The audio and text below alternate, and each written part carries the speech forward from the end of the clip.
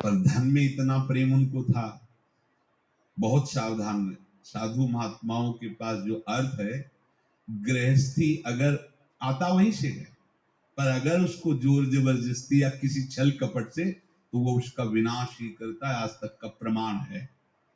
अब उनको ये भाव पता नहीं होगा, या पता होगा तो लोभ के कारण वो उसको मान नहीं पाए होंगे। महात्मा जी गए प्रयाग में, किसी अखाड़े पर रुके और वहां प्रार्थना की कि कल जो है संपूर्ण अखाड़ों का निमंत्रण किया जाए और सब संतों को भोग पवाया जाए, उनको दक्षिणा भी दी जाए। महंत ने सोचा कि बहुत बड़ा है तो उत्सव है, क्योंकि प्रयाग में कितने हजारों संत महात्मा सब। उनका महाराज बोरो इसमें चीनी और तीनों घी लगेगा, सब व्यवस्था। बोले आप एक एक हिसाब हम करेंगे, हमारे पास सब व्यवस्था है। बोले कुछ तो पहले दे दो, इकट्ठे देंगे। उनको था कि अगर हम छड़ी खोला और दो चार मोहरे दी, किसी को पता लग गया तो गड़बड़ हो सकती। बोले हम भंडारे के समय आखिरी में सब कुछ आपको दे देंगे।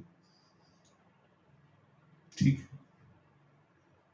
वो अपने पास से पैसे लगाकर खूब जितना सामग्री सब लाए, लाखों की, और सब संतों को निमंत्रण कर दिया। संत जन निमंत्रित हो गए, भंडारा बन रहा है। तब वहां की महानता है, उनका देखो भंडारा भी बन रहा है, संतों को निमंत्रण। अब आप अर्थ की व्यवस्था कीजिए, क्योंकि इतनी बड़ी हमारी सामर्थ्य नहीं थी जितना हमने किसी तरह हमने व्यवस्था की। अब मुझे अर्थ चाहिए, तभी आगे की व्यवस्था बढ़ेगी। संतों को दक्षिणा देंगे और जिनसे अर्थ लिया उनको दे। देखो रसोई बन गई है सब। उनका छत में विश्वास नहीं तो यार चूड़ी खोली।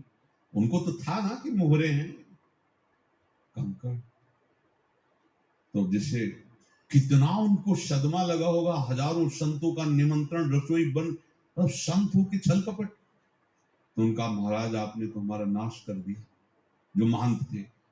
अब बताओ रसोई बन गई, संत निमंत्रित हो गए, आप ये कंकड़ दिखा रहे हैं हमको।